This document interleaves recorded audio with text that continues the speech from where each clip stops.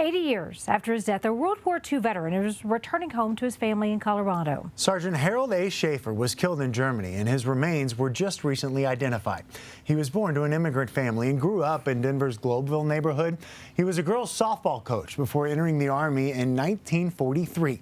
Your reporter Alan Janae has his story. Laid out on a dining room table in Arvada are the things that helped Barb Bernhardt remember her uncle. The photos, the medals, the memories. There's a lot of pain in your family over this. There was very much pain. Sergeant Harold Schaefer, gone now for 80 years this year. It was just heartbreaking, especially to my grandma. My grandma was never the same. Among those memories, the letters. This was one of her last letters. From Sergeant Schaefer's mother to the Army. Dear sir, I've been advised to write to you. Asking where is her son. I would like to know if he has ever been found and where he was laid to rest. I would be very grateful for any information you can give me, and it certainly would help ease my troubled mind. There is still that awful telegram that arrived telling the family he had been killed. He died in a German town called Dillingen, where a photo shows members of the 90th Infantry Division the day before he was killed. Through the years, there were remembrances. His family gathered when a marker was placed at Fort Logan, but no one knew where his body had ended up. In more recent years, with most of her family gone, Barb would get curious reading about her uncle in a pile of books and records she had inherited. I did this 3 or 4 times over a period of years. Finally, the last time I said, okay, Harold. And so she started.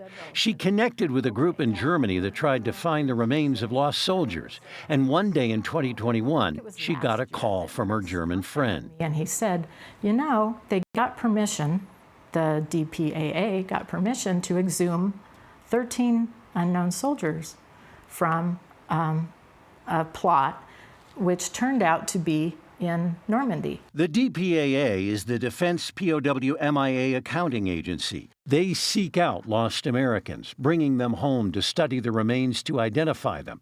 Much of the work done out of Offutt Air Force Base in Omaha, Nebraska. The forensic process that they go through is just unbelievable. All of our cases start with a historical approach. So putting us in a time and place on the map, and in this case, World War II, Germany. And so we start with that. In the lab, forensic anthropologists like Dr. Carrie Brown work with information such as location, trauma, dental records, and DNA, which Barb and her sister submitted. You did get a DNA match on him? We did, yep. I was just so happy. It was happy and amazed. It was just, wow. After 80 years, Sergeant Schaefer will return. Grandma, we got him home. He's home. It's all you ever wanted was to have him home. There is much that attests to his dedication.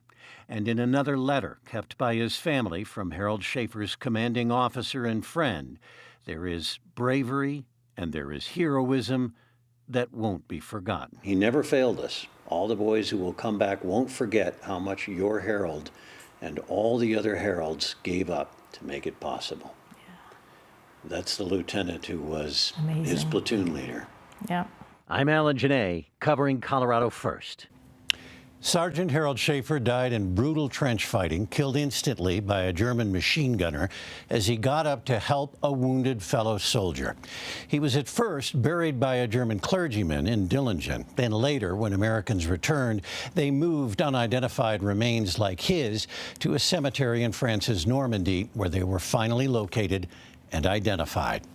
Those remains are still at Offutt Air Force Base in Nebraska. They will be flown back to Denver in July, when there will be a procession and service with full military honors. He will be laid to rest at Fort Logan National Cemetery. After all this time, all this work, he's coming home. Thank you, Alan. Good to have him here. Yeah. Beautiful story.